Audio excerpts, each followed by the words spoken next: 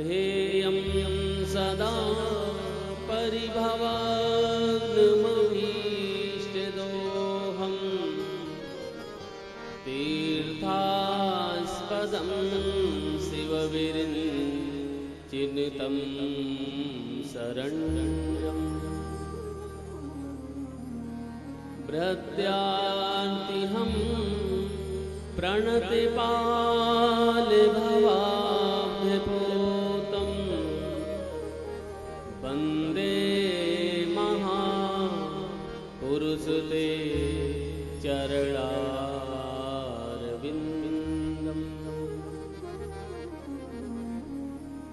यो ब्रह्मरुद्रसुखनारदभीष्ममुख्यै आलक्षितो न सहसा पुरुषस्य तस्य सद्यो वशीकरणचूर्णमनन्तशक्तिं तं राधिका चरणरेणुमनुस्मरामि चैतन्यं शाश्वतं शान्तं व्योमातीतं निरञ्जनं नादबिन्दुकलातीतं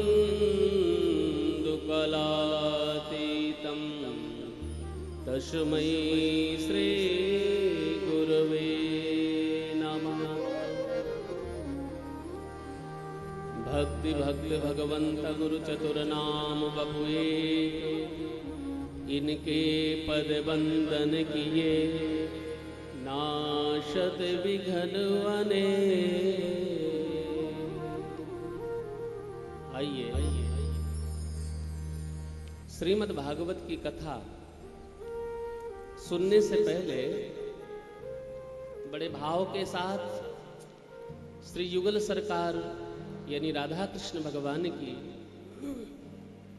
पावन मंगल में स्तुति करते हुए श्रीमद् भागवत की कथा में प्रवेश करें। कल हमने आप सब लोगों की स्तुति पत्रिका प्रदान कराई थी। आप लोगों ने कल पढ़ी और कहीं ना कहीं छोड़ दी होगी या रख दी होगी, कोई बात नहीं। संसार का नियम है संसरेति इति संसारः, जो सरग जाए खिसक जाए पकड़ में ना आवे, जो उसी का नाम तो संसार है। लेकिन धन को नहीं खिसकाते, बोलो राधे राधे।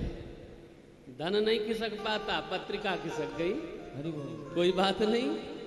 इस पत्रिका में 8 श्लोक लिखे हुए हैं। ये भगवान श्री हरि की पावन मंगलमयी स्तुति है, जहां से हम लोगों की कथा आरंभ होती है। प्राचीन भारतवर्ष में, जिस भारतवर्ष में हमारा जन्म है, हम भारतीय हैं, भारतवासी हैं। यहां तो जन्म लेने के लिए, प्रकट होने के लिए देवता भी तरसते हैं। विश्व में कनाडा, अमेरिका, लंदन, ऑस्ट्रेलिया, किसी देश में भगवान नहीं प्रकट हुए। भगवान यदि प्रकट हुए तो भारत की पावन भूमि पर प्रकट हुए। वो भारतवर्ष, जिस भारतवर्ष में पशु पक्षी, संस्कृत में शंकराचार्य भगवान, आदि गुरु जगत गुरु शंकराचार्य, शंकर भगवान के स्वरूप लगभग 1200 वर्ष पूर्व पक्षियों ने भगवान से शास्त्रार्थ करने के लिए कही। देव भाषा, संस्कृत भाषा में। आओ, कथा का एक नियम होता है, बोलो राधे राधे। राधे राधे। कथा जब भी समझ में आएगी जब हम अपनी व्यथा को बोल जाएंगे। यदि हमने अपनी पड़ोसन को अपनी व्यथा कथा के बीच में सुनाना शुरू किया कि बहना तू कहां से आई, कब आई, कैसे आई, का खा करके आई, कब जावेगी, कैसी गाड़ी से आई, मामला खसक जाएगा।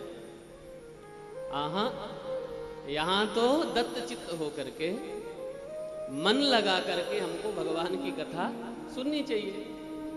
दूसरी बात, पुरुषों की जो रही बात, पुरुष लोग जो है ना, विश्व का सबसे बड़ा आश्चर्य ये है कि 4 लुगाइयां एक जगह मौन बैठी थी। ये संसार का सबसे बड़ा आश्चर्य है। बोलो राधे। हाँ, कहो आदमी दिल्ली से चले नरवाना तक, अकेले ट्रेन में सीट में बैठ के मौन होके चला आवे, लेकिन 2 लुगाइयाँ 4 लुगाइयाँ ट्रेन में मिल जाएं तो घर तक का पता पूछ करके आ जाते कि कहाँ की रहने वाली बहना।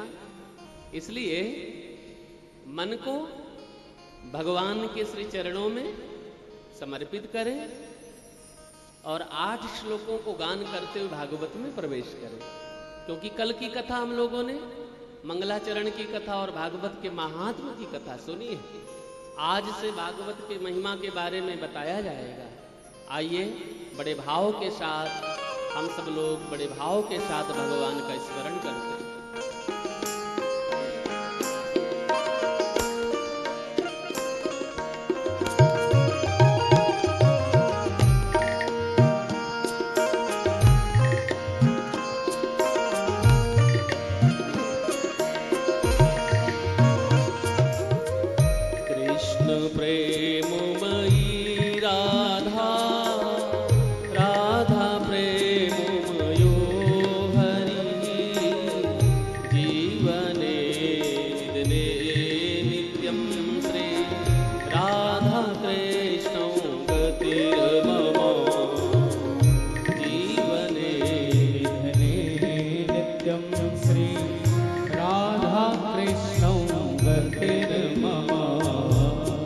कृष्णस्य द्रविणं राधा राधाया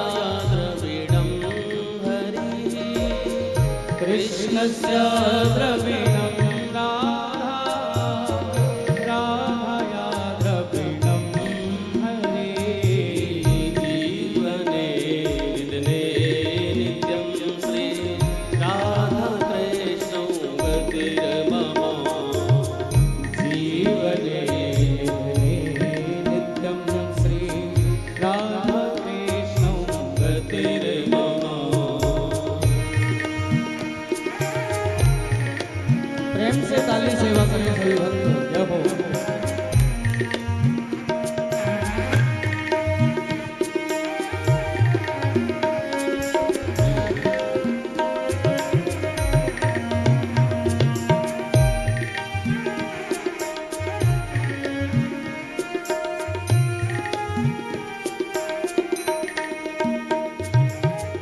कृष्ण प्राणो मयि राधा राधा प्राणमयो हरि। कृष्ण प्राण मयि राधा राधा प्राणमयो हरि जीवने निधने नित्यं श्री राधा कृष्णौ गतिर्मम जीवने नित्यं श्री राधा कृष्णौ गतिर्मम। कृष्ण द्रवमयी राधा राधा प्राणमयो हरि।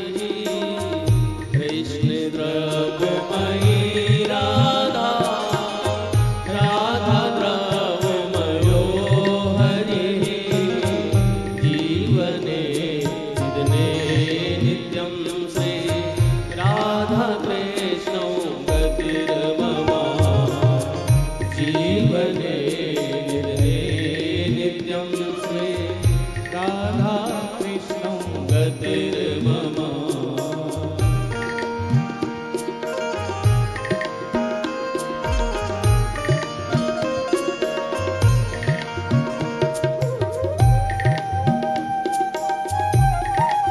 हरि बोल।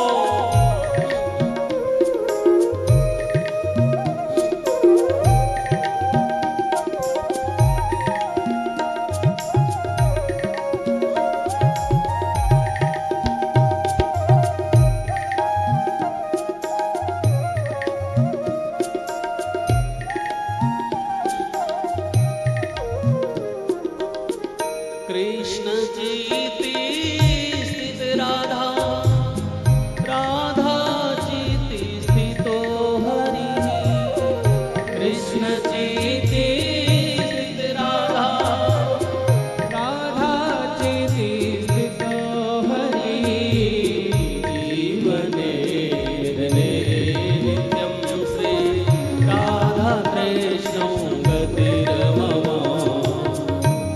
जीवने निधने नित्यं श्री राधा कृष्णौ गतिर्मम कृष्ण गृह स्थिता राधा राधा गृह स्थितो हरि कृष्ण गृह स्थिता राधा गृहस्थिता हरि जीवने निधने नित्यं श्री राधा कृष्णौ गतिर्मम जीवने नित्यं श्री राधा कृष्णौ गतिर्मम हरि वो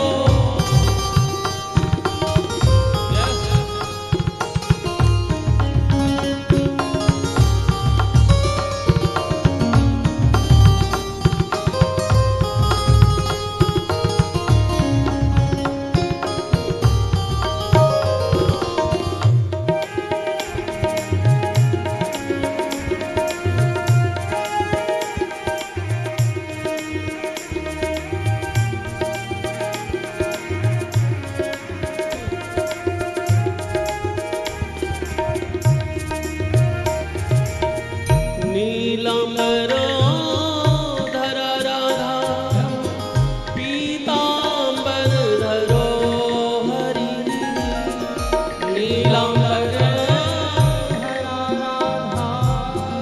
पीतांबर धरो हरि जीवने निधने नित्यं से राधा कृष्णौ गतिर्मम जीवने नित्यं श्री राधा कृष्णौ गतिर्मम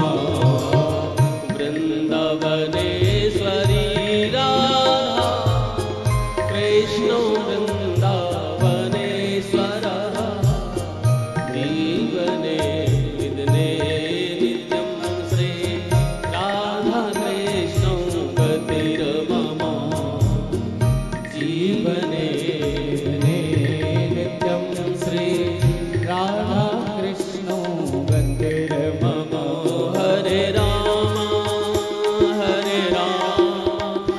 राम राम हरे हरे हरे कृष्णा सब मिल गाइए कृष्णा हरे हरे हरे राम राम राम हरे हरे हरे कृष्णा हरि बोल कृष्णा कृष्णा हरे हरे हरे राम राम हरे राम राम हरे हरे हरे कृष्णा कृष्णा कृष्णा हरे कृष्णा कृष्णा कृष्णा हरे कृष्णा कृष्णा कृष्णा हरे हरे हरे राम राम हरे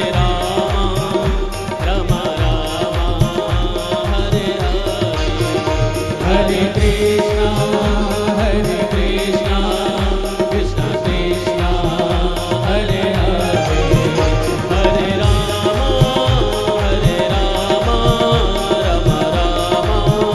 हरे हरे कृष्णा सब मिल गाइए हरे हरे हरे राम हरे राम हरे राम हरे हरे हरे कृष्णा कृष्णा कृष्णा हरे कृष्णा कृष्णा कृष्णा हरे हरे हरे राम हरे राम हरे राम हरे हरे कृष्णा कृष्णा कृष्णा हरे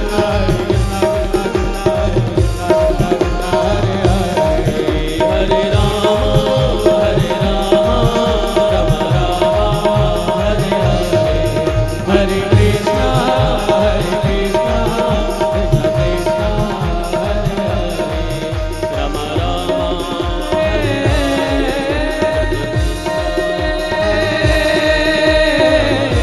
कृष्णा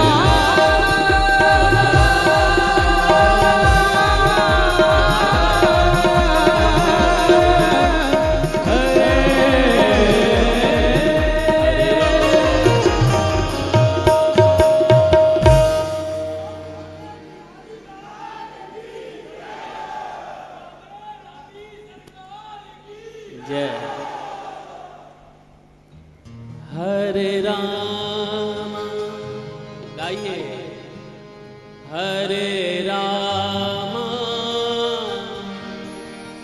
राम राम हरे हरे, हरे कृष्णा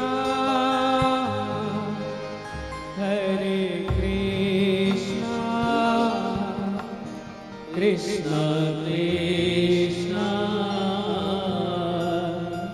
हरे हरे।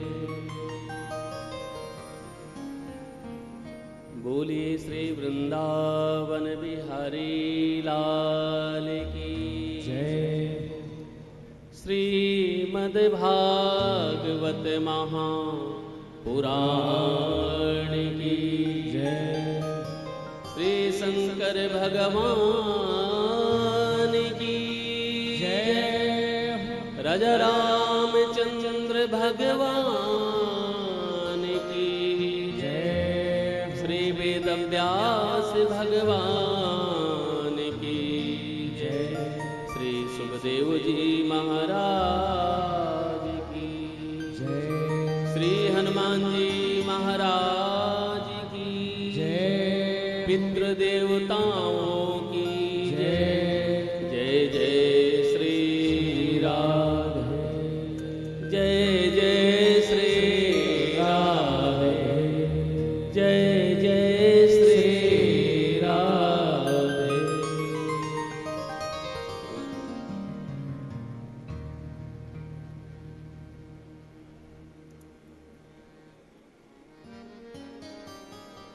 परम मंगल में परात्पर अकारण करुणा वरुणालय भक्त वांछा कल्पतरु तडिदित विदिंदित पीतांबरधारी नंद नंदन भगवान बालकृष्ण की प्रत्यक्ष वांग्मय स्वरूप श्रीमद् भागवत महापुराण ज्ञान स्वरूप मेरे भाई बंधुओं, भक्ति स्वरूप मेरी माताएं बहनें, संत समाज विद्युत प्रवर आचार्य प्रवर, हम सब लोग एक मंच पर उपस्थित होते हुए आज श्री बाड़मल जैन धाम घासो कला मां सती रानी की पावन भूमि पर, पावन स्थान पर विराजमान होते हुए समस्त लाला सैलगा राम जी परिवार के द्वारा आयोजित, जैन परिवार के द्वारा आयोजित श्रीमद् भागवत की कथा पितृपक्ष के पावन उपलक्ष्य में आप और हम सब लोग श्रवण कर रहे हैं। आज हमारे पूर्वज पितृपक्ष में आनंद और उत्साह के साथ में ऐसे मांगलिक आयोजन में आयोजित होकर के, यानी आयोजन को सुन करके, श्रवण करके, देख करके आनंदित हो रहे हैं। सुदूर दूर दूर से बहन बेटियां, रिश्तेदार, नातेदार यहाँ पर विराजमान हुए। अभी तो नरवाना शहर से भी काफ़ी लोग, अब आप सब लोग तो वहीं से हैं, और हमारे ग्राम देवता यानी गांव के भी अधिकांश लोग यहाँ पर पधारे हैं। आप सब लोग बड़े भाग्यशाली हैं कि ऐसे दिव्याति दिव्य अमृतमयी कथा सुनने का अवसर हम सब लोगों को मिल रहा है। 7 दिवसीय यानी 7 दिन का ये यज्ञ है, जिनमें से एक दिन निकल चुका है। बोलो राधे राधे। बच्चे हमारे पास द्वितीय सत्र आरंभ हो रहा है।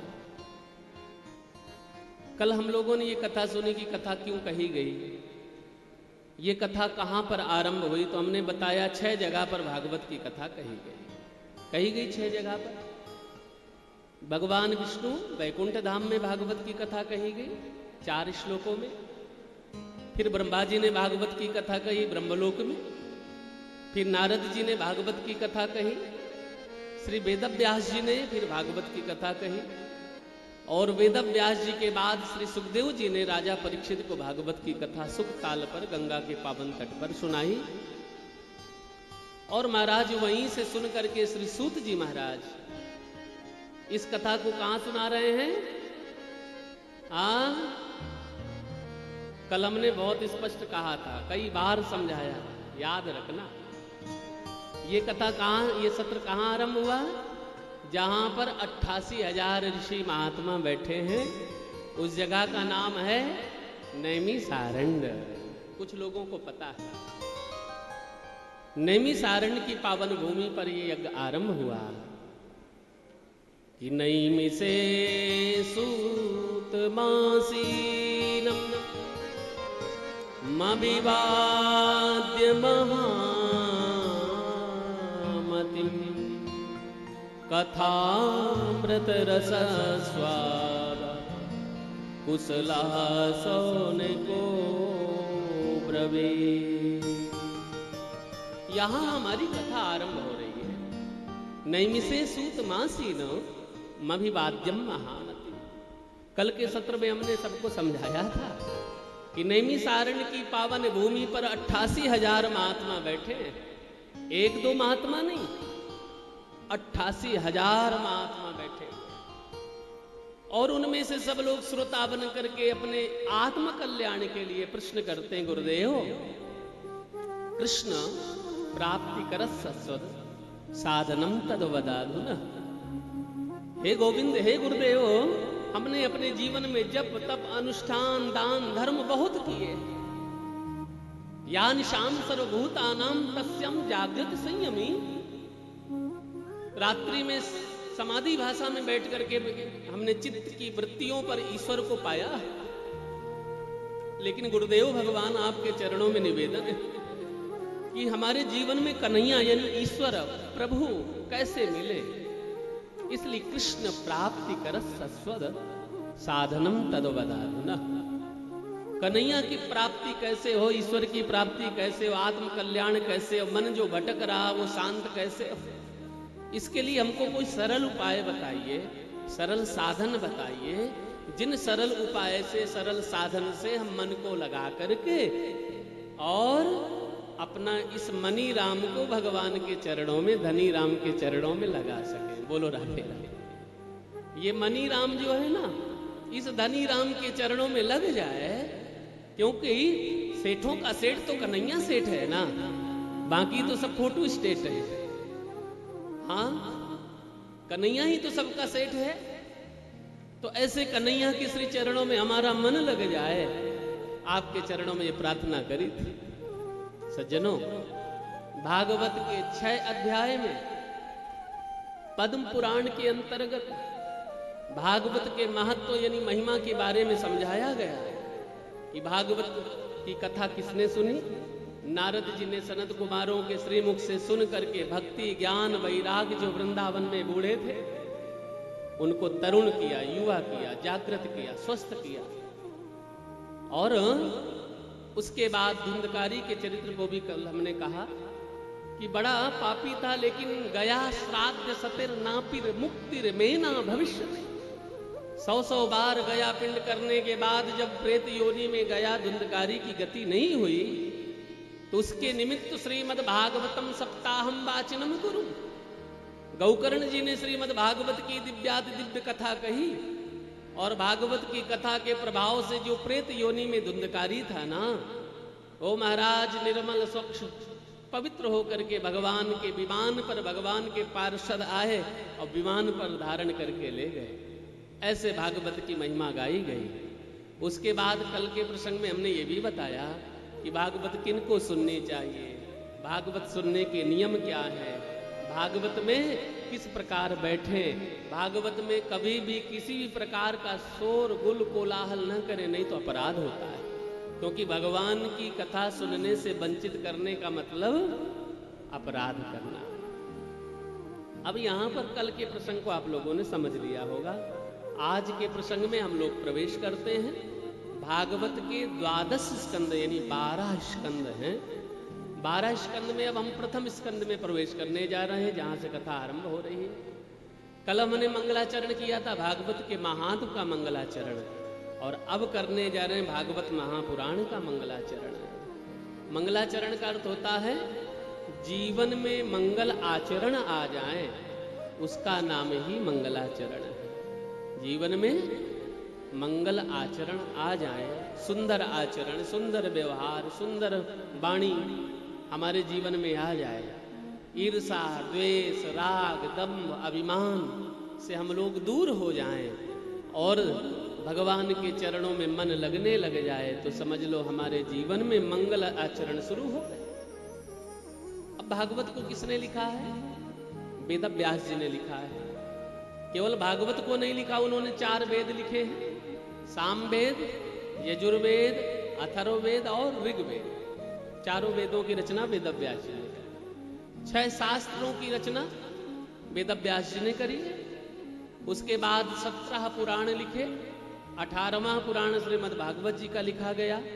इसलिए वेद व्यास जी ने 4 वेद, 6 शास्त्र और 18 पुराणों की रचना करी। ये व्यास जी कौन है, इसके बारे में बताएंगे। जब इन्होंने ग्रंथ को लेखन कार्य किया, ये उनके जीवन का सबसे अंतिम ग्रंथ था। उसके बाद फिर कोई ग्रंथ वेद व्यास जी ने नहीं लिखा। महाराज मंगलाचरण किया।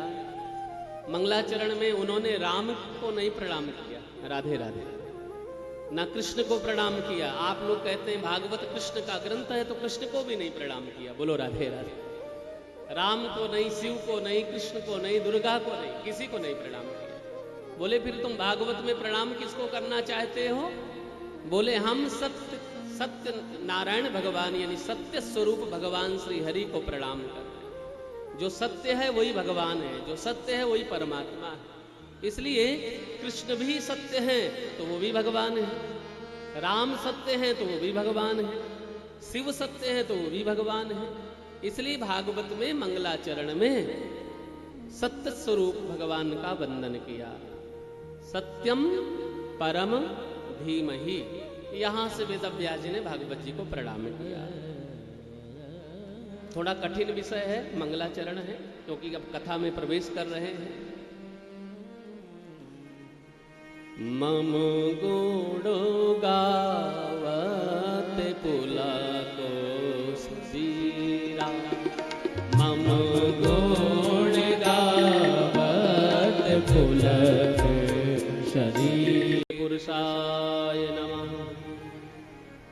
कि जन्माद्यस्य यतोर्वयादितरतश्च चार्थेषु विज्ञः स्वराट्, तेने ब्रह्महृदाय आदिकवये मुह्यन्ते यत् सूरयः। तेजो वारिमृदां यथा विनिमयो यत्र त्रिसर्गो मृषा, धाम्ना स्वेन सदा निरस्तकुहकं सत्यं परमधीमहि, सत्यं परमधीमहि। भागवत का मंगलाचरण का पहला श्लोक गाया गया। ऐसे ऐसे 18,000 श्लोकों में भागवत की कथा कही गई है। संस्कृत का विषय देव भाषा है, देवताओं की भाषा, देवताओं ने लिखा इसलिए देव भाषा में लिखी गई। वेद व्यास जी कहते हैं, हे गोविंद, हम ऐसे परमात्मा को प्रणाम करते हैं, किनको? बोले जन्माद यश यतः, जो परमात्मा जन्म से पहले थे, सृष्टि से पहले थे, सृष्टि के मध्य में हैं, और सृष्टि न रहने के बाद जिस परमात्मा की संपूर्ण सत्ता रहती है, ऐसे जन्माद्यस्य यतोन्वयादितरतश्च, ऐसे भगवान जो अन्वय व्यतिरेक के माध्यम से नहीं समझे जा सकते, ऐसे मेरे गोविंद चार्थे स्विज्ञा स्वराट। स्वराट का मतलब होता है अपने स्वरूप में निहित रहना, अपने स्वरूप में समाये रहना, इसको कहते हैं स्वराट।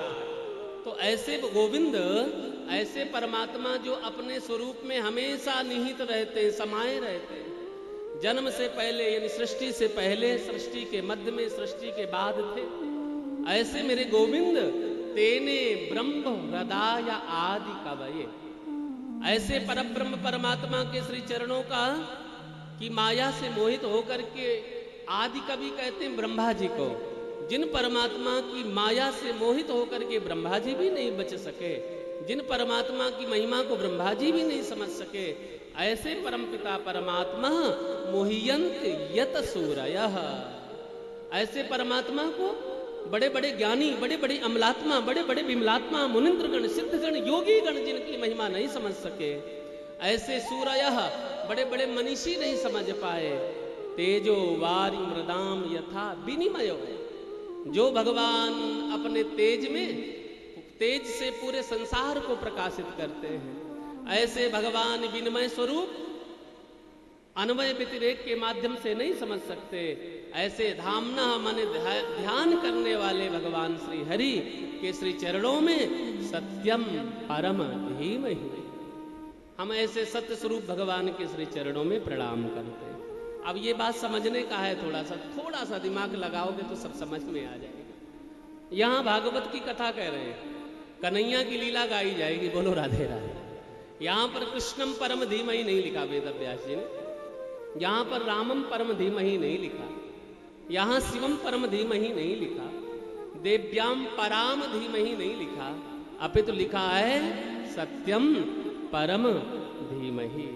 ऐसे सत्य स्वरूप भगवान के श्री चरणों में हम लोग वंदन करते हैं। बोलिए श्रीमद् भागवत महापुराण की जय। अब महाराज पहले श्लोक में वंदन किया तो ये धर्म स्वरूप, अब दूसरे श्लोक में धर्म को प्रणाम किया गया। बिना धर्म के संसार चल नहीं सकता, इसलिए हम लोग, कोई कहते हम सनातनी हैं, कोई कहते हम जैनी हैं, कोई कहते महाराज हम आर्य समाजी हैं। आखिर धर्म के अनुसार, बिना धर्म के तो कोई जुड़ नहीं सकता, कोई बंध नहीं सकता।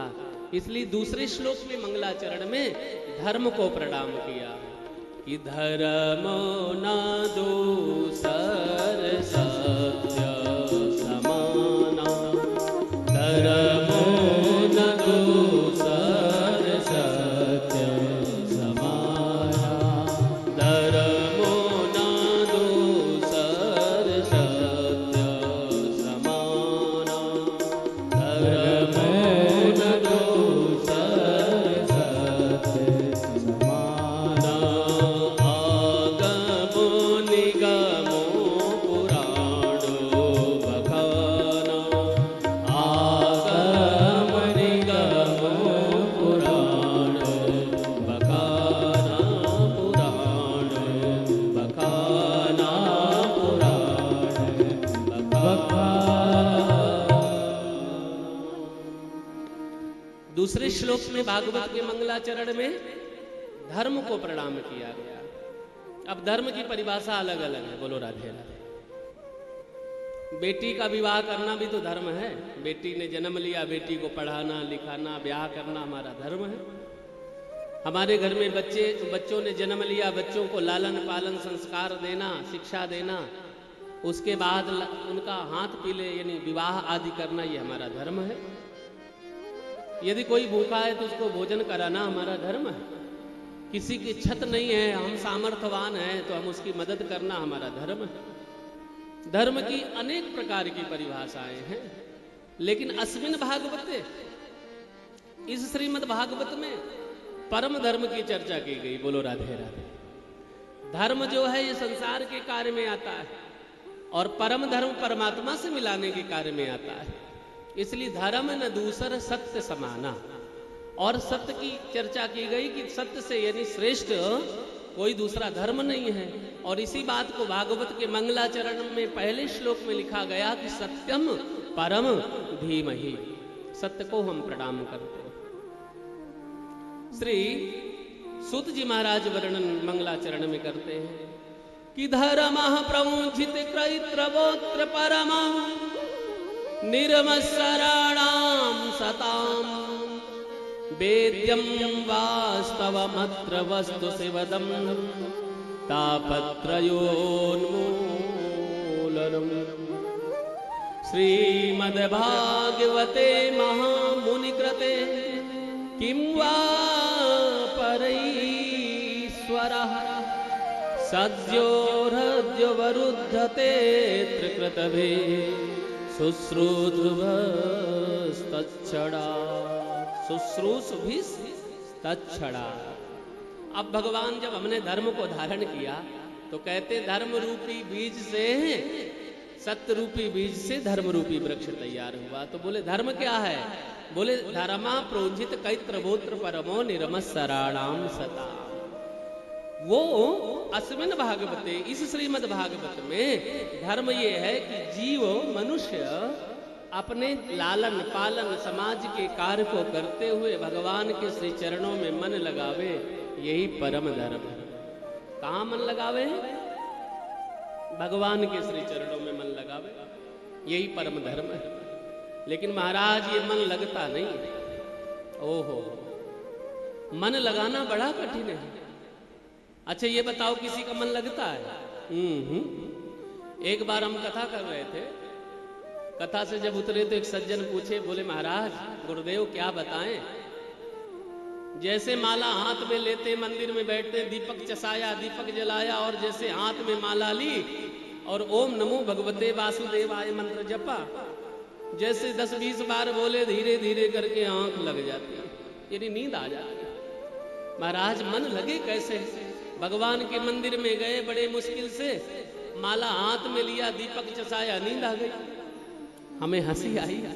हमने कहा भैया ऐसा होता तो है, बहुत लोग मंदिर में बैठ जाते हैं। और एक बात और विशेष ध्यान देने की, जब तक हम घर के काम करेंगे तब तक हमें घर का ज्यादा याद नहीं आएगी, और जैसे हम मंदिर में बैठेंगे ना तो घर की सारी बातें याद आएंगी कि दूध ना उफन जाए, बाबू का टिफिन तैयार है कि नहीं, छोरा स्कूल जाने वाला है, बस्ता तैयार है कि नहीं, हाँ ऑफिस की चाबी उनको मिली कि नहीं मिली, सारी बातें याद आएंगी।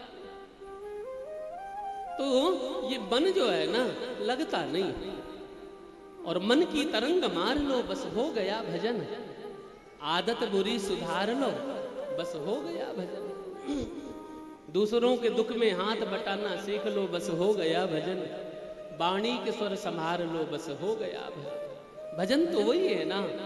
तो उन सज्जन ने कहा गुरुजी जैसे हम लोग भजन में बैठते तो नींद आ जाती है, बोलो राधे राधे। हमने उनसे पूछा अच्छा एक बात बताओ, यहाँ पर भी बहुत ऐसे लोग होंगे जो 7 दिन में कथा सुनते सुनते मीठी मीठी नींदों का झोंका ले ही लेंगे, बोलो राधे राधे। लेकिन हम आप सब लोगों से पूछते कथा सुनने में तो नींद आ सकती, मान लिया कि नींद आ भी जाती है, भजन करने में नींद आ भी सकती है, लेकिन किसी को यदि 1 लाख की गड्डी दे दी जाए, 50,000 की 500 की 100 नोटें पकड़ा दी जाए और बोले कि भाई तुझे नींद आ रही ले नोट गिन करके बता, तो महाराज यदि नींद आवेगी ना तो बाथरूम में जा करके पानी की छींटे और मार के आवेगा, कहीं चपक ना जाए नोट। ये स्थिति है हम संसारियों की। इसका कारण क्या है? नोट गिनने में नहीं नींद आती है, लेकिन माला जपने में नींद आती है। उसका कारण है क्योंकि उस धन में, उस नोट में, उस पैसे में हमारा चित्त चिपका हुआ है, और भगवान के भजन में हमारा चित्त चिपका नहीं। कर्षयित इति कृष्ण, कृष्ण का अर्थ ही है कि हठात जबरदस्ती आपका चित्त अपने चित्त से चिपका ले, उसका नाम कृष्ण है। तो ऐसे मीठी मीठी माधुरमयी कथा को आप लोग सुनेंगे तो धर्म प्रमुजित कैत्रवोत्र परमो निर्मस्सराणाम सतम वेद्यम वास्तवमत्र वस्तु सुवदम तापत्रयोन्मूलनम। ऐसे परम धर्म की चर्चा भागवत में की गई है। और ऐसे परम धर्म की चर्चा में कहते जब हमारे मन में, जब हमारे हृदय में, जब हमारे चित्त में ऐसी भाव जगता है ना कि चलो हम कथा सुने, चलो हम कथा करावें, परिवार के लोगों को बिठा करके कथा की योजना बनावें, तभी उसी समय अवरुद्धते भगवान हृदय में आकर के, अवरुद्धते मतलब फंस जाते हैं, आ जाते हैं। और जैसे हमारे चित्त वृत्ति में बात गई कि हमें कथा सुननी है, कथा करानी, तो भगवान उसी समय चित्त वृत्ति में आकर के रुक जाते हैं और सद्यो हृदय वरुद्धते त्रिकृत भी शुश्रूषुभिस्तच्छड़ात्, क्षण माने एक क्षण में भगवान हृदय में आकर के बैठ गया। आप लोग जैसे जैसे घर से निकले ना कथा सुनने के लिए, जैसे आपने सोचा कि नहीं अब तैयार हो ले, बढ़िया बढ़िया कपड़े पहन ले, श्रृंगार कर ले, में कथा में चलना है। जैसे जैसे आपका श्रृंगार हो रहा था, चित्त में ये था कहीं लेट ना हो जाए, कहीं लेट ना हो जाए, कहीं विलंब ना हो जाए कथा में। तो उसी समय भी तत्क्षणात, उसी क्षण भगवान आपके हृदय में आकर के बैठ गए, क्योंकि अब तुम मेरी कथा सुनने जा रहे हो। तो इस प्रकार से भागवत भगवान को प्रणाम किया गया, धर्म रूपी वृक्ष को प्रणाम किया गया। अब तीसरा श्लोक है भागवत के मंगलाचरण में कि निगम कल्पतरोर गलितम फलम सुख मुखाद अमृत द्रव संयुतम पिबते भाग्यवतम रसमालयम मुहुरहो रसिका भुवो भावुका। अब भागवत का फल देखो। अब इस बात को ज्यादा समझने की जरूरत है। पहले हमने धर्म किया, पहले हमने सत्य का अनुसरण किया, तो सत्य रूपी बीज से धर्म रूपी वृक्ष तैयार हुआ। भागवत धर्म है, भागवत कराना धर्म है। अब धर्म रूपी वृक्ष से फल क्या मिलेगा? तो बोले निगम कल्प तरोर गलितम फलम। भागवत जी क्या है? भागवत कोई पोथी नहीं है, भागवत कोई ग्रंथ नहीं। ग्रंथ तो हिंदी साहित्य का सर्वश्रेष्ठ शब्द है, इसलिए ग्रंथ कहना पड़ता है। भागवत क्या है? बोले निगम, निगम मने वेद, वेद रूपी कल्प वृक्ष का पका हुआ जो फल है वो श्रीमद् भागवत है। क्या है भागवत? निगम कल्प तरोर गलितम फलम। वेद रूपी कल्प वृक्ष का पका हुआ फल है श्रीमद् भागवत। गलितम फलम का अर्थ होता है परिपक्वम फलम, यानी पका हुआ फल। पंजाब में गले को कहते सड़ा, बोलो रहते। हाँ, तो ये भागवत जो है ना, वेद रूपी कल्प वृक्ष का पका हुआ फल है।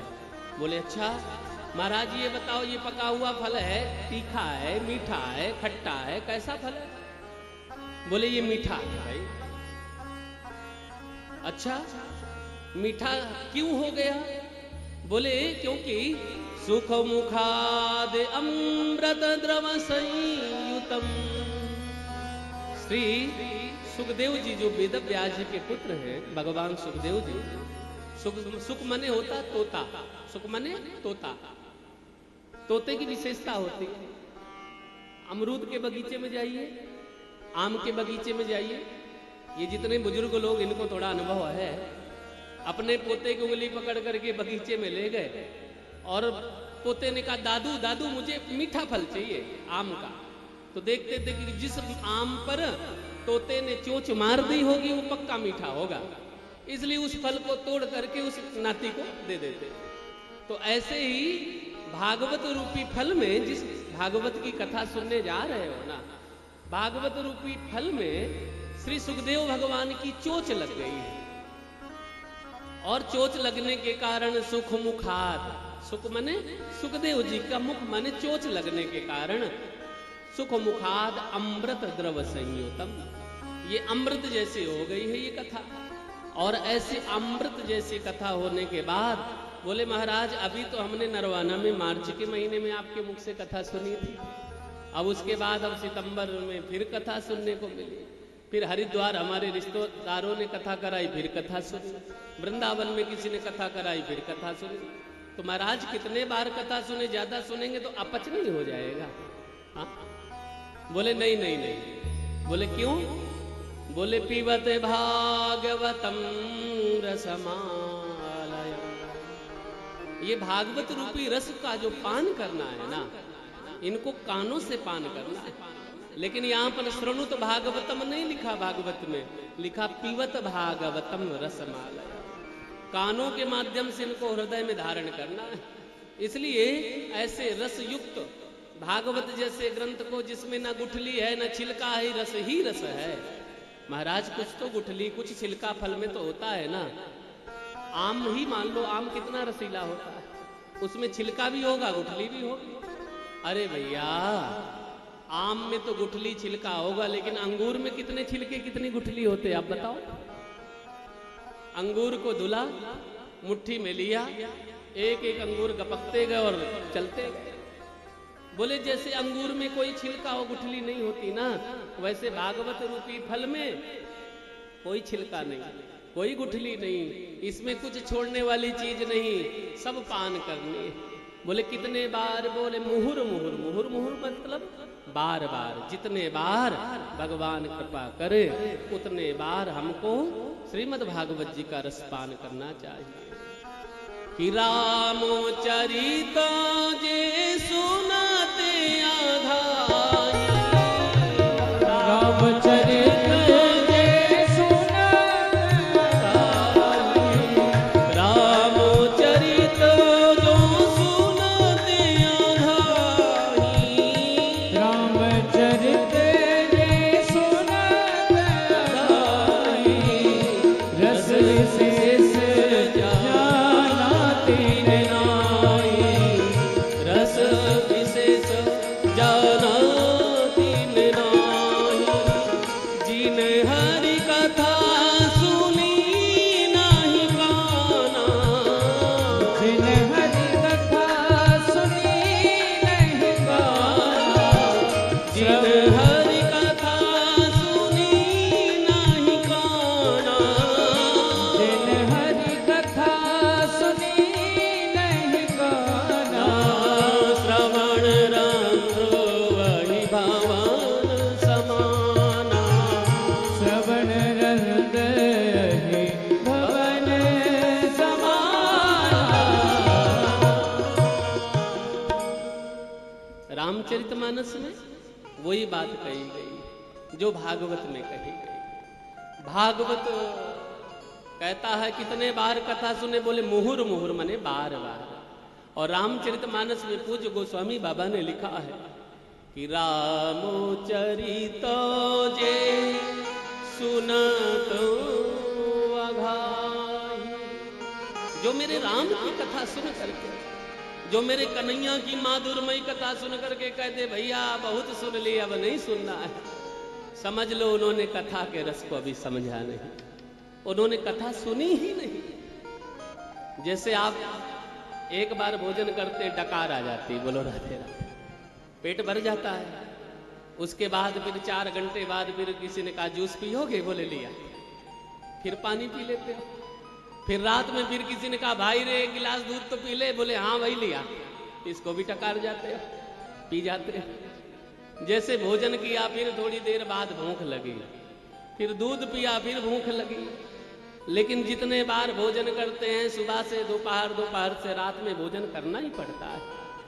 ऐसे ही जैसे क्षुधा की निवृत्ति भोजन करने से हो जाती, लेकिन फिर भूख लगती है, ऐसे ही भगवान की कथा सुनते सुनते यदि किसी का मन भर गया तो समझ लो तुमने कथा सुनी ही नहीं, क्योंकि कथा जीवन की व्यथा को नष्ट करती है।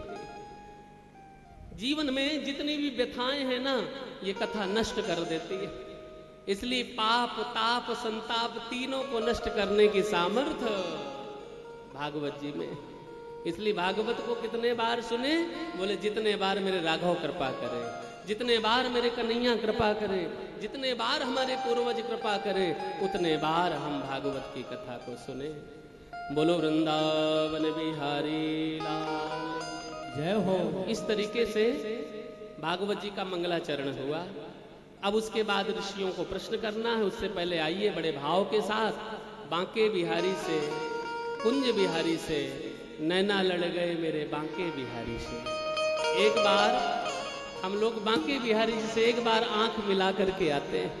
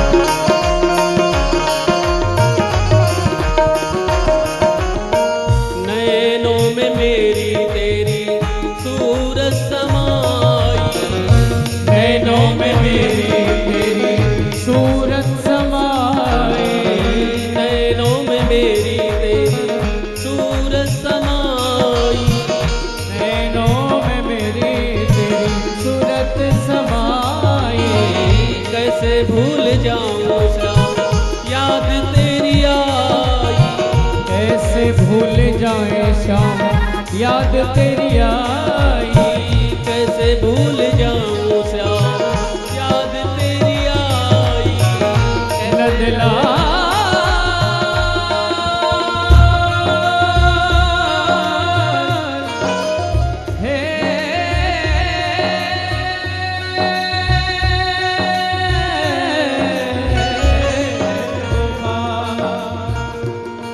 अरे यार दिलदार दिलवा हम तेरे निसघेरे हैं कि रात दिन सोवे और जागे। ओ प्यारे तेरी माला फेरे हैं हम तेरी माला फेरे हम तेरी माला फेरे हैं हम तेरी माला फेरे। नैनों में तेरी मेरी सूरत समाई। नैनों में मेरी तेरी सूरत समाई। कैसे भूल जाऊं श्याम याद तेरी आई। कैसे भूल जाऊं श्याम याद तेरी आई। बंसी के पीछे पड़ गए तो बंसी के पीछे पड़ गए ये तो बंसी के पीछे पड़ गए ओह बंसी के पीछे पड़ गए ये तो पड़ गए पड़ गए पड़ गए तेरे नैना लड़ गए हाय रे मेरे नैना लड़ गए। मेरे नैना लड़ गए हाय रे मेरे नैना लड़ गए। नैना लड़ गए मेरे माँ के बिहारी से। नैना लड़ गए मेरे माँ के बिहारी से। नैना लड़ गए मेरे कुंज बिहारी से। ओ नैना लड़ गए मेरे कुंज बिहारी से। उन्हीं से नैना लड़ गए अरे उन्हीं से नैना लड़ गए इन्हीं से नैना लड़ गए। अरे उन्हीं से नैना लड़ गए ये तो लड़ गए मेरे नैना लड़ गए हाय रे मेरे नैना लड़ गए। हरि बोल मेरे नैना लड़ गए हाय रे मेरे नैना लड़ गए। हरि बोल।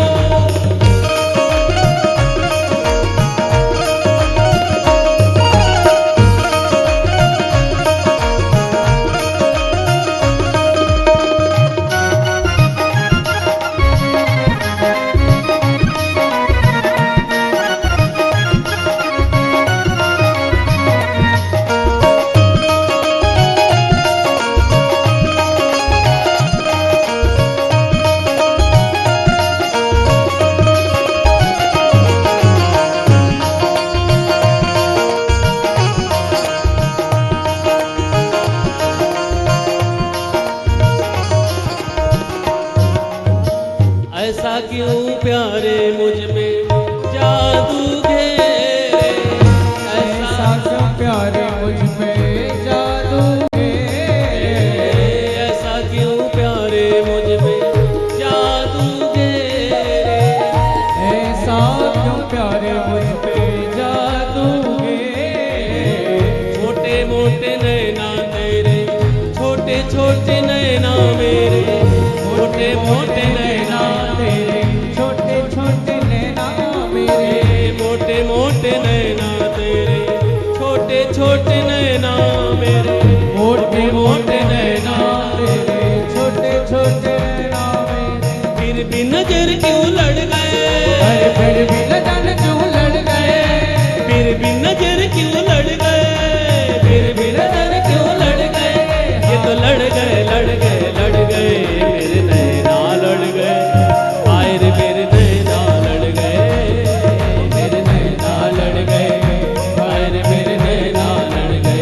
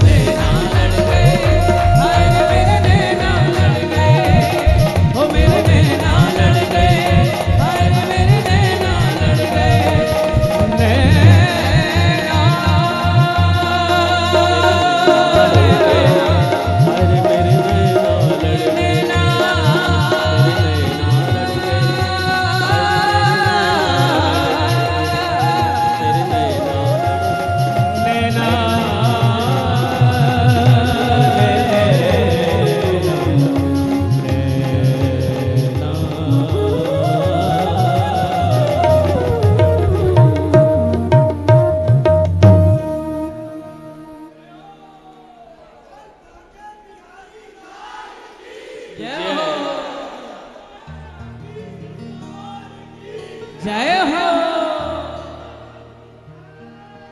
जय हो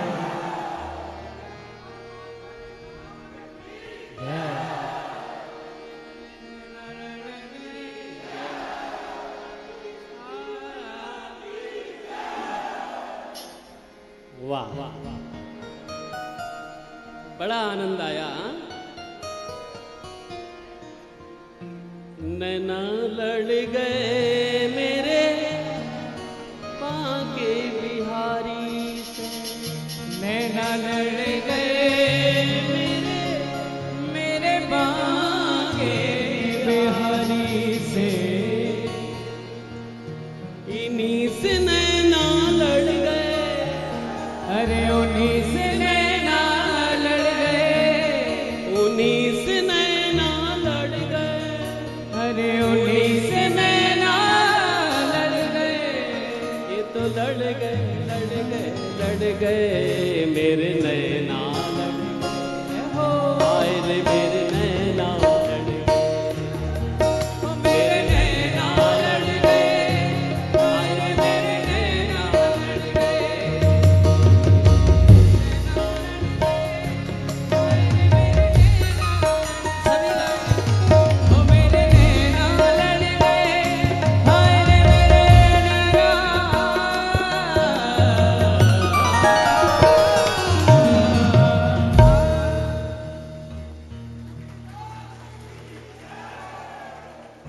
बोले वृंदावन बिहारी लाल की जय जय श्री राधे, जय जय श्री राधे, जय जय श्री राधे। सज्जनों, इस प्रकार श्रीमद् भागवत जी में, भागवत के महात्म में, भागवत जी में मंगलाचरण किया गया। मंगलाचरण के बाद में सौनकादिक ऋषियों ने सूत जी महाराज से प्रश्न किया, और जैसे प्रश्न किया तो अब यहीं से भागवत की कथा आरंभ हो रही। ऋषियों ने प्रश्न किया, गुरुदेव आपने भागवत जी को प्रणाम किया, भागवत जी को नमन किया, वंदन किया, और 3 श्लोकों में मंगलाचरण करके भागवत की महिमा बताई। अब आपसे हमें अनेक प्रश्न करने हैं, 1 नहीं, 2 नहीं, 3 नहीं, 4 नहीं, 5 नहीं, अपितु 6 प्रश्न ऋषियों ने किए। भागवत के यही 6 प्रश्न संपूर्ण भागवत का अर्थ देते हुए चले जा रहे हैं। भागवत में सूत जी महाराज को प्रणाम करते हुए शिष्यों ने प्रश्न किया, गुरुदेव आपके श्री चरणों में 88,000 महात्मा प्रणाम कर रहे हैं, और आपसे एक प्रश्न है, क्या? किम श्रेयः शास्त्र सारः का स्ववतार प्रयोजनम्, किम कर्मो केवतारस्य धर्मः कं शरणं गतः, धर्मः कं शरणं गतः। यहां से भागवत जी के प्रश्न आरंभ हुए, और यहीं से भागवत की कथा आरंभ हो गई, जिस कथा को सुनने के लिए हम लोग बैठे हैं। कल भागवत के महात्मा को कहा गया, आज से भागवत की कथा उदय हो रही है। कृष्ण कथोदयम, जिस प्रसंग से कन्हैया की कथा उदय हो जाए, वो प्रसंग, वो कथा पूज्य होती है, श्रवणनीय होती है। सज्जनों, ऋषियों ने प्रश्न किया। पहला प्रश्न भागवत का, किम श्रेयः शास्त्र सारः कः स्ववतार प्रयोजनम्, किम कर्मो केवतारस्य धर्मः कं शरणं गतः। भागवत में एक ही श्लोक में 6 प्रश्न किए गए, एक ही श्लोक में 6 प्रश्न किए गए। पहला प्रश्न है भागवत का, ध्यान देना, अब यहीं से कथा आरंभ है। भागवत जी में पहला प्रश्न किया गया कि किम श्रेयः। श्रेयः मतलब जीव का श्रेय माने उद्देश्य क्या है, लक्ष्य क्या है। किम श्रेयः, जीव का लक्ष्य क्या है, जीव का उद्देश्य क्या है। और महाराज, खाना पीना सोना जगना धन कमाना पुत्र आदि उत्पन्न करना घोंसला बनाना, ये तो पशु पक्षी भी करते हैं। बताइए, दुनिया का सबसे बड़ा इंजीनियर चिड़ियों को देखो, इतने ऊपर पेड़ में कितना सुंदर घोंसला बना करके उनमें बच्चों को जन्म दे देती है और बच्चों को पाल देती है। कोई खेती पाती नहीं, लेकिन दाने को चुंग करके लाती है, चुग्गा को चुगा करके निकल जाती है। जो हमने काम किया ये तो पशु पक्षी भी करते हैं, हमने मनुष्य वाला कौन सा काम किया। खाना पीना, अरे जब दांत नहीं तो दूध दिए, दूध किसने दिया, आपने थोड़ा दिया। जब बालक ने जन्म लिया मां की स्तनों में दूध पहले तो नहीं था, जैसे बालक ने जन्म लिया उसके बाद मां की स्तनों से दुग्ध संचरित होने लगता है। तो जब दांत नहीं थे तब दूध की व्यवस्था उस परमात्मा ने करी, और जब दांत हो गए तो मां की स्तनों से दूध किसने गायब कर दिया, पूछो। बड़े बड़े वैज्ञानिक रिसर्च करते रह गए, लगी अभी तक पता नहीं कर पाए।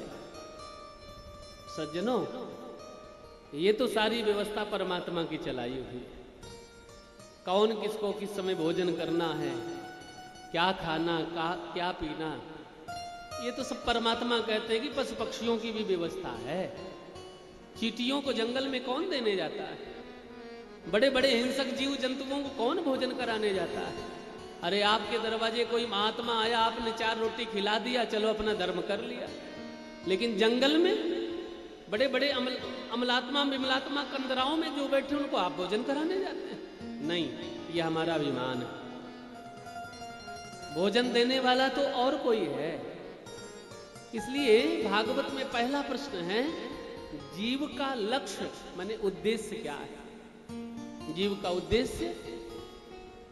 दूसरा प्रश्न, किम श्रेयः शास्त्र सारः का, शास्त्रों का सार क्या है। शास्त्रों का सार क्या है, भजन करें, दान करें, उपासना करें, क्या करें, शास्त्रों में क्या लिखा है उसका सार बताइए। कोई कहता हरिद्वार जाओ, कोई कहता बद्रीनाथ जाओ, कोई कहता हमारा समाधि लगाओ, आखिर क्या करें। शास्त्रों में जो सार है, रस है, उसको बताइए। स्वावतार प्रयोजनम, भगवान के तीसरा प्रश्न, स्वावतार भगवान के अवतार कितने हुए, तीसरा प्रश्न है भागवत जी में। स्वावतार यानी भगवान के अवतार कितने हुए, स्वावतार। अवतार प्रयोजनम, भगवान ने यदि अवतार लिए तो अवतार लेने का कारण क्या, प्रयोजन क्या रहा भगवान को। भगवान कभी सुअर बने, कभी कछुआ का रूप धारण करे, कभी उन्होंने आधा मनुष्य का आधा सिंह का शरीर धारण किया। तो ऐसे अवतार लेने की जरूरत क्या पड़ी भगवान को विविध रूप से। सज्जनों, अवतार प्रयोजनम, भगवान के तीसरा प्रश्न, कितने अवतार हुए और अवतार लेने का प्रयोजन क्या, ये चौथा प्रश्न है।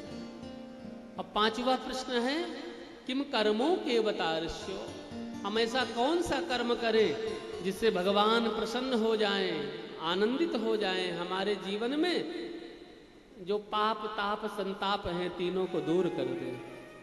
और छठवां प्रश्न है कि यदि भगवान इस धराधाम पर राम कृष्ण बन करके अवतरित हुए तो महाराज जब भगवान अपने धाम को जाने लगे तो धर्म किसकी शरण में गया, धर्मः कम शरणम ब्रजः, यानी धर्म किसकी शरण में गया। ये भागवत के 6 प्रश्न हैं, यहीं से भागवत की कथा आरंभ हो गई। तब ऋषियों के 6 प्रश्नों को सुनकर के श्री सूत जी महाराज ने इतने विशाल ग्रंथ को कहने का निर्णय लिया।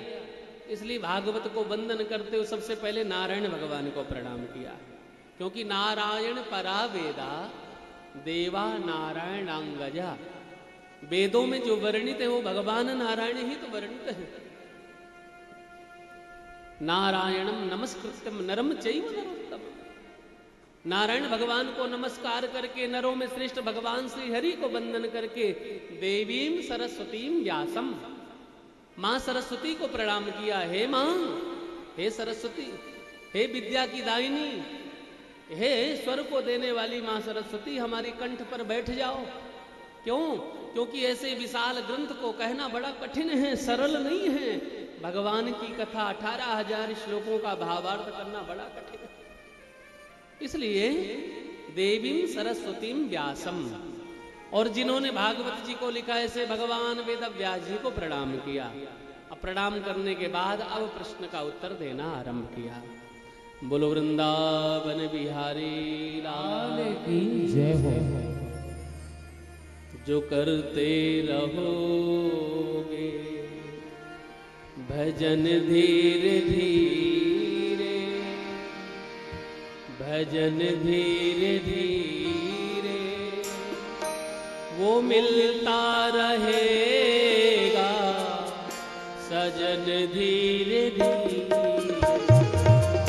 जो करते रहोगे भजन धीरे धीरे, भजन धीरे धीरे, तो मिलता रहेगा सजन धीरे धीरे। जो करते रहोगे भजन धीरे धीरे, भजन धीरे धीरे, वो मिलता रहेगा सजन धीरे धीरे, वो मिलता रहेगा सजन धीरे धीरे। धीरे धीरे कथा समझ में आती रहेगी तो भगवान से भी मिलते रहे। 6 प्रश्नों को सूत जी से शौनकादिक ऋषियों ने किया। यदि धीरे धीरे हम कथा की सुनने की आदत डाल लेंगे ना, धीरे धीरे भजन करने की आदत डाल लेंगे ना, तो वो सजन भी धीरे धीरे मिलने लग जाएगा। कौन सजन? बिना सजना के कैसे ये साज सजना, नहीं सजना तो सब कुछ बेकार सजना। ये सजन अंदर मिलते रहेंगे। ये तो हाड़ मांस की पेटी, ये जितने सजन हैं संसारिक ना, ये तो हाड़ मांस की पेटी, खाल में लपेटी, कोई बना बेटा, कोई बना बेटी। ये तो संसार का नियम है। इसलिए आज भगवान से संबंधित 6 प्रश्न ऋषियों ने किए। भगवान नारायण वेद व्यास मां सरस्वती को वंदन करते हुए अब प्रश्न का उत्तर देना शुरू किया भागवत में। कहते, ऋषियों, तुमने पहला प्रश्न किया कि किम श्रेय, जीव का श्रेय माने लक्ष्य क्या है? तो सीधी सी बात है, खाना पीना सोना जगना ये तो हमारी दिनचर्या है। लेकिन इन सब समय के अनुसार थोड़ा सा समय और निकाल करके भगवान के श्री चरणों में मन लगाएं, भजन करें, दान करें, धर्म करें, उपासना करें, साधना करें, योग आसन करें, ये हमारे जीवन की उपलब्धि होगी। और रही बात, समय तो किसी के पास ज्यादा नहीं। 12 घंटे दिन के बने, 12 घंटे रात के बने। उन्हीं 24 घंटों में आप 12 घंटे 8 घंटे व्यापार करते हैं, उसके बाद में 5 7 8 घंटे सोते भी हैं, उसके बाद महाराज 5 7 घंटे सामाजिक कार्यों में लग जाते हैं। समय निकल गया। लेकिन समय तो निकालना पड़ेगा। समय तो उसी समय से निकाल करके हमको अपनी उस आध्यात्मिक यात्रा को पूरी करनी है। ये संसार, ये घर नहीं है। अपना ओरिजिनल घर तो और कहीं है। उस घर में चलना है, उस घर में मिलना है, उस घर में पहुंचना है। यात्रा करने के लिए हम यहां पर आए। कहीं ऐसा ना हो जाए कि बगीचा देखने हम गए थे और बगीचे का उद्देश्य था कि फूल तोड़ करके लावेंगे, कहीं सुंदरता को देख करके वहीं ना फंस जाएं कि पुष्प तोड़ ही ना पावे।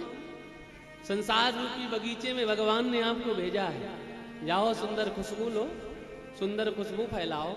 संसार रूपी बगीचे में जाकर के सुंदर नजारों का दर्शन करो। लेकिन कहीं उलझ मत जाना, फिर भी मेरे से मिलने आना भाई। इसलिए पुनरपि जन्मम पुनरपि मरणम पुनरपि जननी जठरे शयनम। बार बार जन्म लेना, बार बार मरना, बार बार जन्म लेना, बार बार मरना, ये तो सृष्टि का क्रम है। इस क्रम में फंसना नहीं। इसलिए मैं कल भी बोला था, भूल कर मत फंसना, भूल कर मत फंसना, इस बाहर की सफाई पर वर्क सोने का चढ़ा, गोबर की मिठाई का। ये तो संसार गोबर की मिठाई है। सोने का वर्क चढ़ करके चित्त की वृत्तियां वहां पर भटकती हैं। इसलिए पहला प्रश्न है, जीव का लक्ष्य यानी उद्देश्य क्या है। जीव का उद्देश्य है खाना पीना सोना जगना व्यापार करना। इसके साथ साथ जीवन का लक्ष्य यानी अपने गोविंद को भूलना नहीं, अपने ईश्वर को नहीं भूलना, अपने गुरुदेव के द्वारा जो मंत्र मिला उस मंत्र का जाप करना, और जाप के माध्यम से मंत्र जाप मम दृढ़ विश्वासा, पंचम भजन सुवेद प्रकाशा। भजन से ही हमारा जीवन संभलेगा। तप के प्रभाव से, तप के बल से, तप की तपस्या के प्रभाव से भगवान विष्णु विश्व का भरण करते हैं। तपस्या के प्रभाव से ब्रह्मा जी सृष्टि का निर्माण करते हैं, और भोले बाबा तपस्या के प्रभाव से यास विषाम सर्वभूतानाम तस्याम जागृत संयमी। बड़े बड़े मनीषी लोग तप के प्रभाव से यानी भोले बाबा तप के प्रभाव से सृष्टि का संहार करते हैं। इसलिए जब इतना बड़ा कार्य ईश्वर करते हैं तो हम लोग यदि तपस्या करेंगे, भजन करेंगे, भगवान का चिंतन करेंगे, भगवान की कथा सुनेंगे, भगवान की लीलाओं का दर्शन करेंगे, तो निश्चित रूप से हम लोगों का उद्धार निश्चित रूप से होगा। सज्जनों, इसलिए जीव का लक्ष्य भगवान के श्री चरणों में मन को लगाना, ये पहले प्रश्न का उत्तर हुआ। इसको यदि हम संस्कृत भाषा में जो ऋषियों ने उत्तर दिया उसका ये उत्तर है कि भगवान श्री अधोक्षज भगवान के चरणों में हमारा मन लग जाए, यही जीव का लक्ष्य है। अधोक्षज का अर्थ होता है अधः इंद्रिय ज्ञानम यस्मात् यस्सा अधोक्षजः। जो इंद्रियों के ज्ञान से परे परमात्मा है, उन परमात्मा के श्री चरणों में मन लग जाए, यही जीव का लक्ष्य है। बोलो वृंदावन बिहारी लाल की जय हो। जय जय श्री राधे, जय जय श्री राधे। पहले प्रश्न का उत्तर दिया कि भगवान के श्री चरणों में मन लगाना ही जीव का लक्ष्य है। दूसरे प्रश्न का उत्तर है किम श्रेयः शास्त्र सारः। शास्त्रों का सार क्या है? शास्त्रों का सार भी यही है कि 4 वेद 6 शास्त्र में बात मिली है दो, पाप किए दुख होते हैं, पुण्य किए सुख होए। पाप पुण्य की परिभाषा आप सब जानते हैं, ज्यादा विस्तार करने की जरूरत नहीं। इसलिए हम अपने जीवन में अच्छे कर्म करें, अच्छे सत्कर्म करें। ये ऋषियों ने दूसरे प्रश्न का उत्तर दिया। तीसरा प्रश्न है कि स्वावतार भगवान के अवतार कितने हुए? अब भगवान के अवतार तो अनेक हुए हैं। अवतार असंख्यो, भगवान के असंख्य अवतार हैं, लेकिन उनमें से 24 अवतार भगवान के मुख्य रूप से कहे गए। कितने अवतार? 24 अवतार भगवान के मुख्य रूप से कहे गए हैं। अब देखिए भगवान के कितने अवतार हुए। भगवान के अवतार तो असंख्य हैं, लेकिन गीता में तो भगवान कृष्ण कहते जन्म कर्म च मे दिव्यम। मेरा तो नित्य जन्म होता है, नित्य कर्म के अनुसार मैं प्रकट होता हूँ और अस्त हो जाता हूँ। लेकिन मूल रूप से भगवान के 24 अवतारों की चर्चा की गई है। पहला अवतार भगवान का क्या हुआ?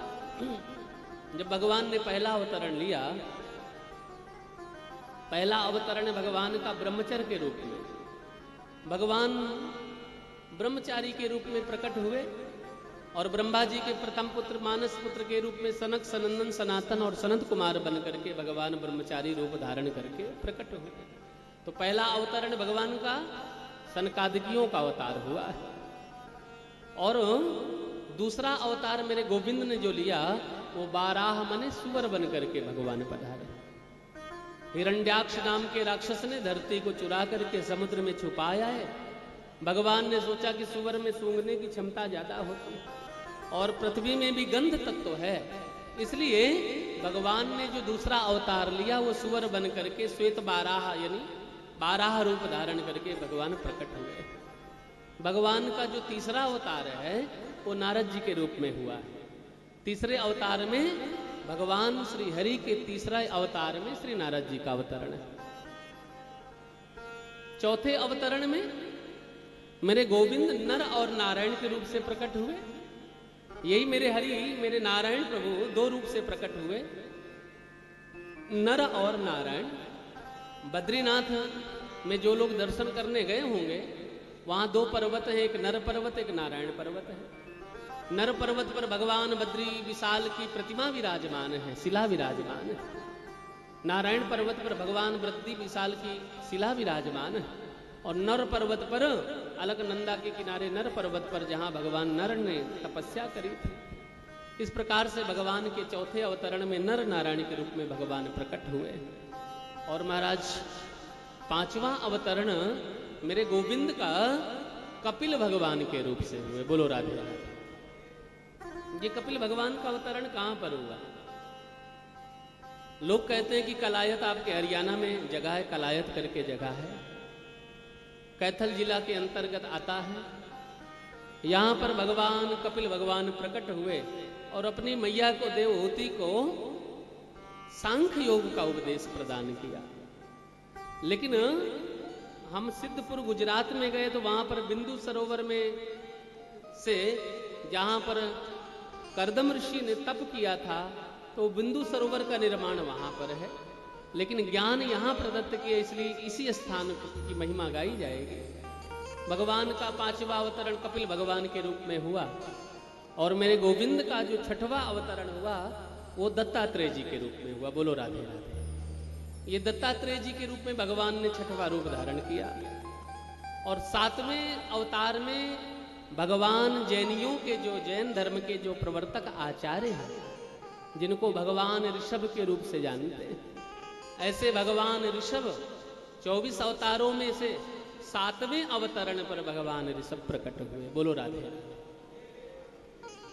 भगवान ऋषभ सनातन धर्म में 7वें अवतरण पर भगवान ऋषभ का प्राकट्य हुआ। इस तरीके से भगवान ऋषभ की दो शाखाएं चली। बोलो राधे राधे।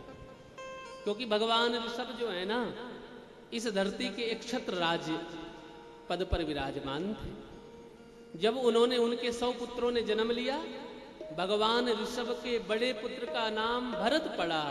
भरत से भारतवर्ष पड़ा, जिस देश का नाम भारतवर्ष कहा गया। महाराज जब तक राजगद्दी पर विराजमान रहे तब तक उन्होंने वस्त्र धारण किया, और जब अपने बड़े पुत्र भरत को राजगद्दी प्रदान करके भगवान ऋषभ जंगल में पधारे, तो जंगल में जहां जाते एक छत्र राज था तो सब पहचानते महाराज है, चक्रवर्ती सम्राट है। लोग प्रणाम करते, कुशल क्षेम पूछते, भयभीत होते। भगवान ऋषभ ने सोचा कि जब तक लोगों को भान रहेगा कि मैं सम्राट हूं तब तक लोग मुझे वंदन करेंगे, प्रणाम करेंगे, लेकिन मुझे भगवान से मिलना है, मुझे परमात्मा की परम सत्ता से जुड़ना है। इसलिए भगवान ऋषभ ने अपने वस्त्रों को त्याग दिया। जैसे त्याग दिया निर्वस्त्र रह करके, जंगल में रह करके केवल जल और वायु पान करके जीवन यापन किया, तो ऐसे भगवान ऋषभ ने तपस्या करते भगवान के परम पद को प्राप्त हुए। इसलिए दो धर्म जैन धर्म में विकसित हुए, प्रवर्तित हुए। एक में श्वेतांबर और एक में दिगंबर पंथ आरंभ हुआ। जिन्होंने श्वेत वस्त्र धारण करके मुख में पट्टियां धारण करी वे श्वेतांबर कहलाए, और जिन्होंने अपने वस्त्र को दिशाओं को ही अंबर यानी वस्त्र धारण कर लिया उनको दिशा ही दिगंबरम, जिनकी दिशाएं ही अंबर मने वस्त्र बन गए, ऐसे दूसरे संप्रदाय में जैन धर्म में उनको दिगंबर ही कहे गए। बोलो राधे राधे। इसलिए भगवान ऋषभ का जो अवतरण हुआ वो 7वें अवतरण में 24 अवतारों में से 7वां अवतरण भगवान ऋषभ का कहा गया है। 8वें अवतरण में भगवान पृथु के रूप में प्रकट हुए, जिन्होंने ये जितने ये आप वनस्पतियां देख रहे हैं ना, ये जो आप लोग गेहूं चना आदि सब ले रहे हैं, जीरी कणक आदि जो उग रही है ना, ये भगवान पृथु की देन है। क्योंकि जब धरती पर अत्याचार हुआ तो पृथ्वी ने सभी वनस्पतियों को अपने अंदर धारण कर लिया था। जब पृथ्वी में एक भी दाना नहीं था खाने के लिए, प्रजा त्राही त्राही कर रही, तब भगवान पृथु प्रकट होकर के वसुधे त्वाम वधिष्यामि, भगवान मां वसुधा को डांट लगाई तो पृथ्वी गऊ का रूप धारण करके भगवान पृथु के पास प्रकट होकर के आई और बोले, प्रभु इस धरती पर अत्याचार ज्यादा था, इसलिए हमने सारी वनस्पतियों को अपने शरीर पर ही समाहित कर लिया। अब आप ही इन वनस्पतियों का दोहन कर सकते हैं। तो भगवान पृथु बछड़े के रूप में परिणित होकर के इन वनस्पतियों का दोहन किया। फिर ये जितनी संसार की वनस्पतियां हैं, इन वनस्पतियों को धरती ने पुनः प्रकट किया। इसलिए भगवान पृथु का जो अवतरण है, भगवान पृथु का जो भी अवतरण है, वो 9वें रूप में भगवान पृथु विराजमान हुए। सज्जनों, 10वें अवतार में भगवान मत्स्य रूप से प्रकट हुए। समुद्र मंथन के समय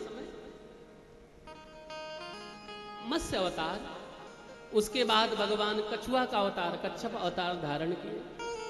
उसके बाद भगवान श्री हरि ने धन्वंतरी रूप धारण करके जो आयुर्वेद विद्या का अनुसंधान हुआ है ना, सोमो भूत्वा रसात्मका, रस की जो उत्पत्ति हुई, जो आयुर्वेद आरंभ हुआ, वनस्पतियों का आरंभ हुआ, ये भगवान धन्वंतरी ही लेकर के प्रकट हुए।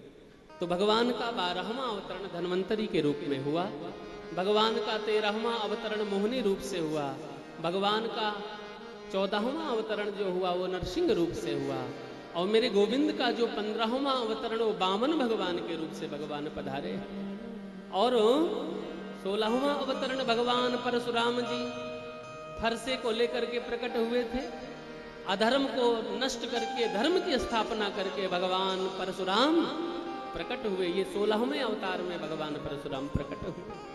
इसके बाद में भगवान श्री हरि 17वें अवतरण में वेदव्यास जी के रूप से प्रकट हुए, जिन्होंने भगवान की महिमा का विस्तार करने के लिए 4 वेद, 6 शास्त्र, 18 पुराण लिखे।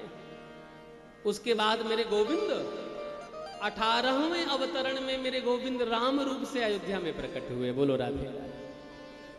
19वें अवतरण में श्री लखनलाल जी शेषावतार बन करके प्रकट हुए। और 20वां अवतरण मेरे चटकीले मटकीले नन्हे से कन्हैया ब्रज वृंदावन में गोकुल की गलियों में जो प्रकट हुए, ऐसे मेरे गोविंद का अवतरण जो है 20वां अवतरण कहा गया। 20वें अवतार में भगवान कन्हैया द्वापर के अंत में ब्रज वृंदावन धाम में पधारे। 21वें अवतरण में भगवान श्री हरि के रूप में प्रकट हुए। 22वें अवतरण में भगवान हंस बनकर के प्रकट हुए, हंसोपाख्यान किया। 23वें अवतरण में भगवान बुद्ध बनकर के प्रकट हुए, लेकिन भगवान बुद्ध ने वेद मार्ग को स्वीकार नहीं किया। जब वेद मार्ग को स्वीकार नहीं किया तो सनातनियों ने कहा कि प्रभु आप साक्षात भगवान के अवतार हैं, 23वें अवतार पर भगवान बुद्ध बनकर के प्रकट हुए हो, लेकिन आपने हमारे वेदों का सम्मान नहीं किया, वेद मार्ग को नहीं स्वीकार किया, इसलिए हम भी आपको भगवान नहीं मानते। तो जिन्होंने भी ममई वांसो जीव लोके जीव भूतो सनातन, जितने संसार जगत के धर्म हैं वो सब धर्म सनातन धर्म के अंग से प्रकट हैं। इसलिए आज 24 अवतारों में जितने जितने अवतरण हैं ये सब विस्तार से वेदव्यास जी ने लिखे हैं। इसलिए भगवान बुद्ध को माना ही नहीं कि भगवान है। तो किसी भी राम मंदिर में, शिव मंदिर में, कृष्ण मंदिर में, किसी भी प्रतिमा में, किसी भी मंदिर में भगवान बुद्ध की प्रतिमा की पूजा नहीं होती। बौद्धों ने अपना अलग धर्म बना लिया। उसके बाद 24वां अवतरण भगवान का कल्कि अवतार के रूप में हुआ। 4,32,000 वर्ष कलयुग की अवस्था बताई गई। अभी 5,500 वर्ष से ज्यादा बीत चुका है कलयुग। और महाराज 24वें अवतरण में विष्णु पद नाम की बेटी के अविवाहित गर्भ से, यानी वो बिटिया छोटी होगी, विष्णु पद नाम के ब्राह्मण की बिटिया के गर्भ से भगवान प्रकट होंगे तो उनकी मां को लोग कलंकी कहेंगे। इसलिए इनका अवतरण का नाम पड़ेगा कल्कि अवतार। और सफेद रंग के घोड़े में तलवार लेकर के प्रकट होंगे और दुष्टों का संहार करके धर्म की स्थापना करेंगे। इस तरीके से 24 अवतारों की कथा कही गई। सज्जनों, अनन्यास चिंतयन्तो माम ये जना पर्युपासते तेषां नित्याभियुक्तानां योगक्षेमं वहाम्यहम्। भगवान ऋषियों ने प्रश्न किया था कि चौथा प्रश्न का उत्तर मिला कि अवतार कितने हैं, तो अवतारों का उत्तर दिया 24 अवतार। अवतार लेने का प्रयोजन क्या है? भगवान कहते हैं यदा देवेषु वेदेषु गोस विप्रेषु साधुषु। भगवान के अवतार लेने के 5 कारण हैं। देव प्रतिमाओं का अपमान होने लग जाए, संतों का अपमान होने लग जाए, वेद मंत्रों का सम्मान ना होने लगे, गौओं पर अत्याचार होने लग जाए, ब्राह्मणों का अपमान होने लग जाए, भगवान कहते इन कारण से मुझे अवतार लेना पड़ता है। इसलिए जब जब होए धर्म की हानि, बाढ़ें असुर अधम अभिमानी, तब तब धर विविध शरीरा, नासहि कष्ट हरहि जन पीरा। भगवान के अवतार लेने के अनेक कारण बताए गए। और 5वां प्रश्न है किम कर्मो, ऐसा कौन सा कर्म करें जिससे भगवान प्रसन्न हो जाएं। भैया किसी को भी कष्ट ना प्रदान करें, चित्त को कन्हैया से चिपका करके रखें। यही हमारे मूल कर्म का सिद्धांत है कि भगवान की कथा सुने, भगवान की चर्चा करें, भगवान की सेवा करें और समाज में समाज के प्रति जागृत रहें। यही हमारा धर्म है। और 6वां प्रश्न था कि धर्मः कम शरणम गतः, जब ब्रूहि योगेश्वरे कृष्णे नमो धर्मणि वर्मणे, कि ब्रूहि योगेश्वरे धर्म। गुरुदेव आपसे मैंने प्रश्न किया था कि 6वां प्रश्न है कि धर्मः कम शरणम गतः, धर्म किसकी शरण में गया? तो जब भगवान अपने धाम को जाने लगे तो धर्म भी भगवान के साथ समाहित हो गया। तो ब्रूहि योगेश्वरे कृष्णे नमो धर्मणि वर्मणे, स्वाम काष्ठा मधुनोपेतः धर्मः कम शरणं गतः। जब भगवान अपने धाम को जाने लगे तो धर्म भी भगवान के धाम में समाहित हो गया। इस तरीके से भागवत में 6 प्रश्नों के उत्तर दिए गए। बोलो वृंदावन बिहारी लाल की जय। जय जय श्री राधे। आइए अब 6 प्रश्नों का उत्तर हम लोगों ने सुना है, एक बार मधुर आनंद ले लिया जाए, उसके बाद फिर प्रश्नों में प्रवेश करते हैं। बोलो बांके बिहारी लाल की जय। जय जय श्री राधे, जय जय श्री राधे, जय जय श्री राधे। याद आई रे श्याम तेरी आई रे।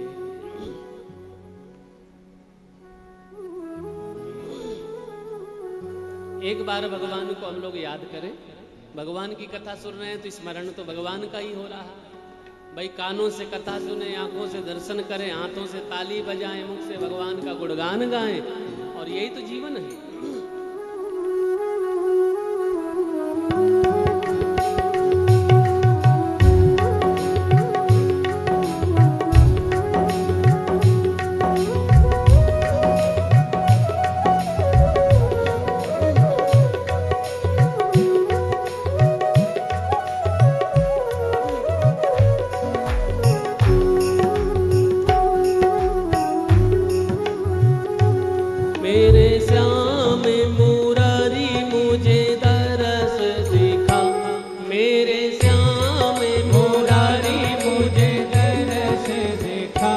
मेरे कृष्ण मुरारी मुझे